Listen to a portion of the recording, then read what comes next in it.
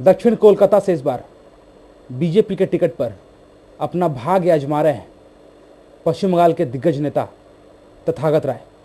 आइए उनसे पूछ लेते हैं कि तैयारी कैसे चल रही है। दादा, अब तथागत राय, दक्षिण कोलकाता और भाजपा, कैसी तैयारी है? तैयारी ऐसे चल रही है। असल में ये नरेंद्र मोदी जी के जो 5 तारीख जो रैली हुई थी ब्रिगेड में, उसके पहले ही हम तैयारी कुछ चालू कर दिए थे, क्योंकि ये मोटे तौर से निश्चित था कि मैं यहीं से लड़ूंगा। पर 10 फरवरी से ये माइक के ऊपर जो प्रतिबंध आ गया, उसमें से हमारा थोड़ा समस्या हुआ। तो जिस तरह से हम प्रचार करना चाहते थे उस तरह से प्रचार नहीं कर पाते हैं। दादा, एक सवाल है कि आपने कहा कि 5 फरवरी को जब नरेंद्र मोदी की सभा हुई थी, आपको पहले से पता था कि आप दक्षिणी कोलकाता में बीजेपी के उम्मीदवार होने जा रहे हैं। आपने धीमे धीमे रूप से लेकिन तैयारी शुरू कर दी थी। लेकिन सवाल यह है कि क्या मोदी आए, भाषण हुआ, लोग जुटे थे, लेकिन क्या दक्षिण कोलकाता में इसका कोई प्रभाव कोई लगता है आपको?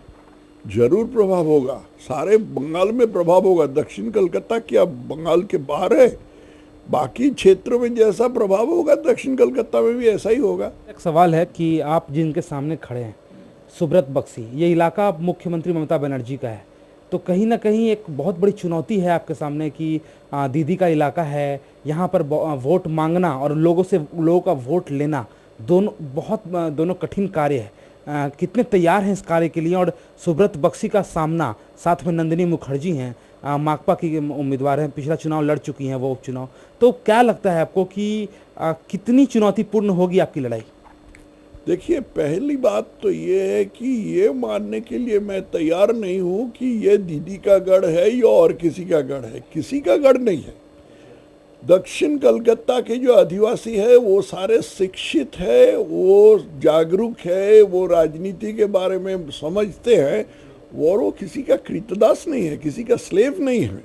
वो सोच समझकर वोट देते हैं। और मुझे जब पूछा गया कि आप कौन सा क्षेत्र चाहते हैं, तो मैं साथ साथ कहा कि मैं दक्षिण कलकत्ता में लड़ूंगा, इसलिए कि दक्षिण कलकत्ता के जो वोटर्स है वो सारे, वो जैसे मैंने बताया, जागरूक है, शिक्षित है और सोच समझ के वोट देते हैं। ये कोई स्टॉक वोट नहीं है। सुब्रतो बख्शी से बात किए हैं, अच्छे सज्जन आदमी है, मुझे व्यक्तिगत रूप से कुछ कहना नहीं है, लेकिन सुब्रतो बख्शी कोई फैक्टर नहीं है। फैक्टर ममता है। लोग, या सुब्रतो बख्शी हो या दूसरा कोई बख्शी हो या कोई बंदोपाध्याय, चट्टोपाध्याय, कोई भी हो, लोग ममता को सोचकर वोट डालेगा।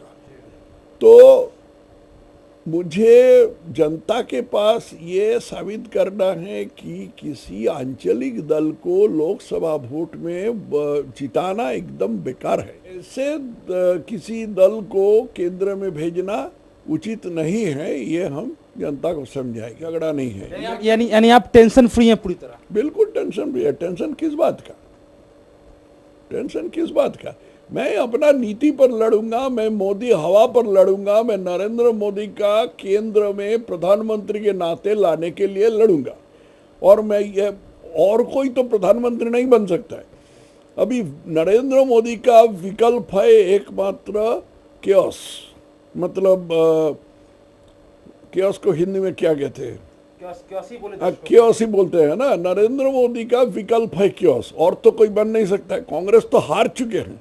कांग्रेस का ढंग जैसे काम करने का ढंग जैसे दिखता है, जैसे पश्चिम बंगाल में कांग्रेस का कोई नेता चुनाव लड़ने के लिए तैयार नहीं है, जैसे दूसरा राज्यों में राहुल घूमते रहते हैं और उसका कोई रिस्पांस नहीं मिलता है, और जैसे एक इंटरव्यू देकर के राहुल देने के बाद राहुल को लेकर के सारा देश हंसी मजाक उड़ाते हैं, इसके बाद कांग्रेस का क्या आशा है?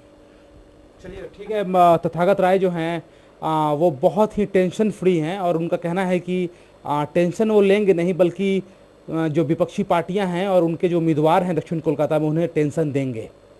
ये तो वक्त बताएगा 16 मई को। कैमरा पर्सन दिवस प्रकाश चंद्रा, ताज़ा टीवी के लिए।